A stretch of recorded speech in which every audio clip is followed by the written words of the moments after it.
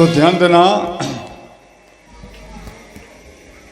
श्रवण कुमार के बारे में बता रहे हैं महाराज दशरथ जी।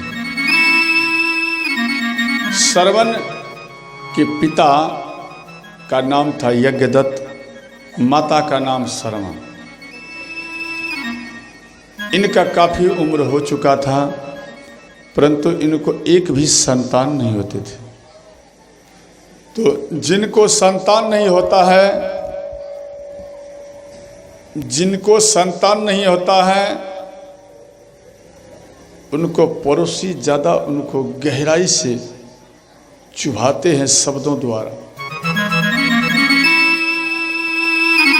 जिसको आप हम कहते हैं निपुत्र। स्त्री पुरुष दोनों को बार बार निपुत्र कह करके पुकारते हैं।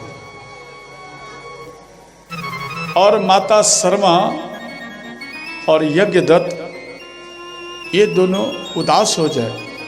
समाज की बात को सुन करके यज्ञदत्त और माता शर्मा ये दोनों रात्रि के समय में रोने लगते थे। जी देवी, आज हमें एक भी संतान नहीं है, इस कारण से आज हमें समाज का व्यक्ति ललकारता है, कई प्रकार से हंसी उड़ाता है, और हमें देख करके व्यक्ति मुख को छुपा लेते हैं, नयन को झुका लेते हैं। क्या हम इतना, हमारा दुर्भाग्य ये जीवन है। इस प्रकार से रात्रि के समय पति पत्नी दोनों रोने लगते हैं। एक दिन पति पत्नी दोनों मिलकर एक विचार किए, हे नाथ, सुना है जिसका कहीं कोई निदान नहीं होता है, कोई कहीं निराकरण नहीं होता है, जिसका कहीं कोई हल नहीं निकलता है, वो व्यक्ति अगर अपने गुरु के चरण में चला जाता है, संत के चरण में चला जाता है, तो ना चाहने पर भी उसका मार्ग खुल जाता है। इसलिए हे नाथ, अपने गुरु के पास जाना, संत के पास जाना अच्छा है। तो पति पत्नी मिल करके संत भगवान के चरण में आकर गिर गए, लिपट गए। बोले, हे गुरुदेव, इतना उम्र हो चुका है, समाज का व्यक्ति हमें बार बार हंसी उड़ाता है, बांझ कह के पुकारता है। हे नाथ, आप मेरे ऊपर कृपा कीजिए, कम से कम एक संतान हो जाए तो हमारा कल्याण हो जाएगा। इस प्रकार से हाथ जोड़कर विनती किए। संत भगवान ध्यान में आकर इसके बाद बोले, देखो, आपके नसीब में एक भी संतान नहीं है। माता शर्मा रोने लगी, यज्ञदत्त वहां पर फुट फुट करके रोने लगे। और यह रोते हुए बार बार कह रहे हैं,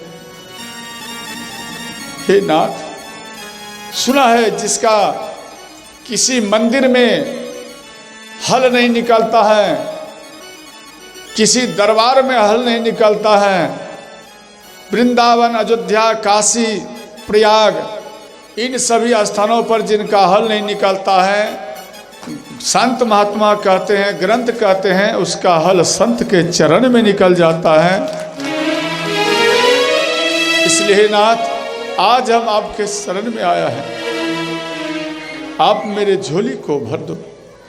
झोली फैला करके माता शर्मा झोली फैला करके मांग रही है, हे नाथ, हमारे झोली में भर दो। इनके करुणा वचन सुनकर, इनके कोमल वचन को सुन करके गुरु महाराज प्रसन्न हो गए। तो गुरु महाराज एक अनार का फल लिए, ध्यान देना, और वो अनार का फल लेकर उनके आंचल में दे दिए। बोले, देवी, आप इस फल को अपने पति का रज और इस फल को मिलाकर आप ये खा जाना, पा जाना। और दूसरी बात, तेरे नसीब में तो पुत्र नहीं है, परंतु तुझे पुत्र होगा, लेकिन आप उनका दर्शन नहीं कर पाएंगे। क्यों गुरुदेव, हम दर्शन क्यों नहीं करेंगे? बोले इसलिए कि जब पुत्र होगा तो आपके नेत्र जो हैं पति पत्नी के, ये दोनों नेत्रहीन आप दोनों हो जाएंगे, आपको दिखाई नहीं देगा। माता शर्मा श्री अंधक मुनि रोने लगे। बोले हे नाथ, भले हमें एक भी नयन से दिखाई ना दे या हमें दोनों में किसी को दिखाई ना दे, परंतु हे नाथ, निपुत्र कह करके समाज का व्यक्ति तो हमें नहीं पुकारेगा। भले हम अंधा हो जाएं, नेत्रहीन हो जाएं, भले हमें दिखाई ना पड़े, जितना कष्ट सहने का होगा हम सहेंगे, परंतु एक संतान हमें चाहिए।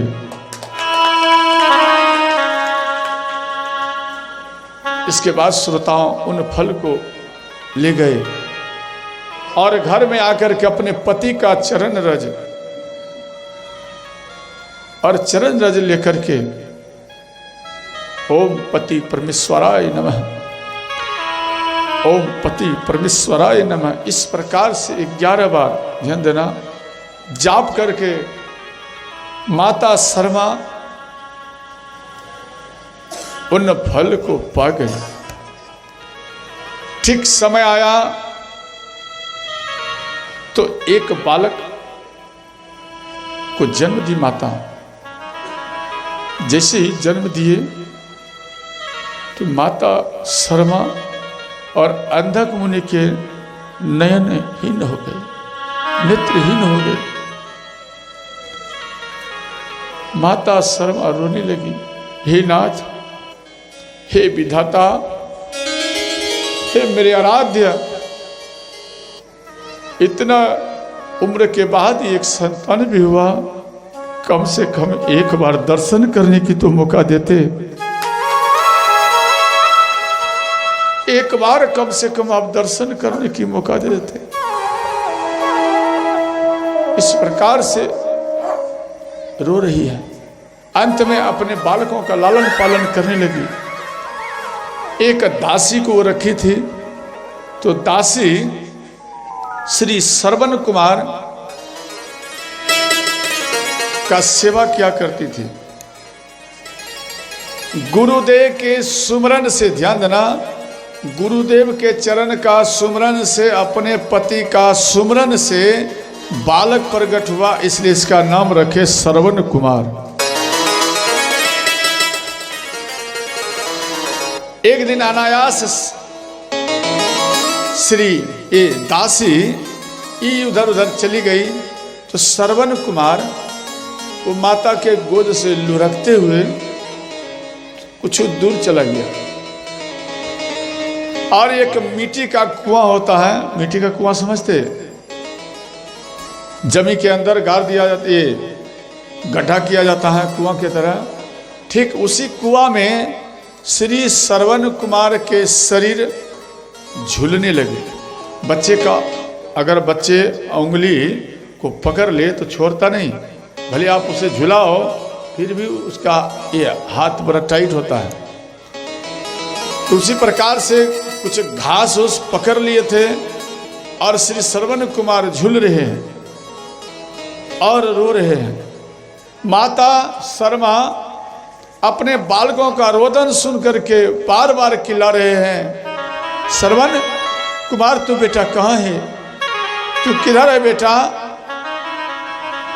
और जब नेत्रहीन हो गया तो यज्ञ दत्त से नाम में परिवर्तन हो गया अंधक मुनि। तो अंधक मुनि भी रोने लगे, बेटा तू किधर है, किधर है बेटा। इस प्रकार से माता कभी इधर कभी उधर भागती है, श्रवण कुमार कह करके, और कभी कभी गिर जाती है। माता शर्मा बोली, है कोई है?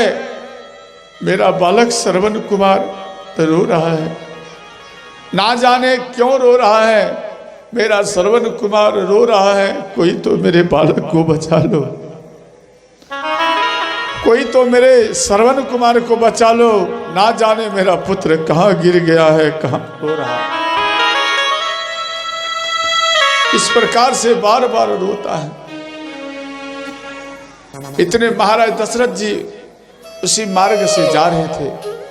इनकी आवाज को सुन करके महाराज दशरथ जी भागते हुए आए और गड्ढा में गिरने से उनको बचाए और उनको उठाकर श्री माता शर्मा के गोद में ला करके श्रवण कुमार को दिए। माता शर्मा बोली कि आप कौन हैं? तो महाराज दशरथ जी बोले, जे हम अयोध्या के राजा महाराज दशरथ हैं।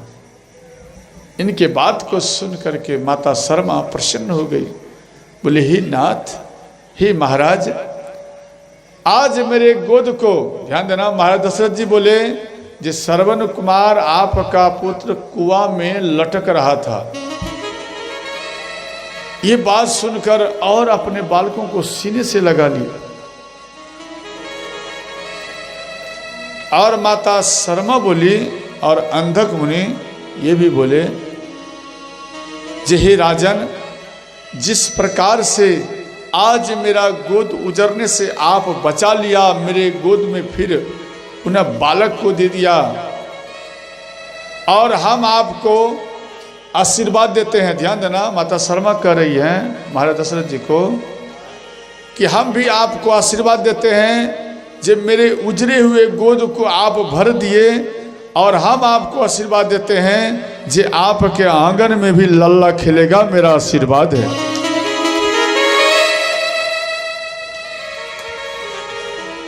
ये सुनकर महाराज दशरथ जी प्रसन्न हो गए।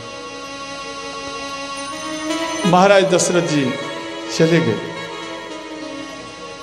इधर धीरे धीरे श्रवण कुमार बड़े हुए।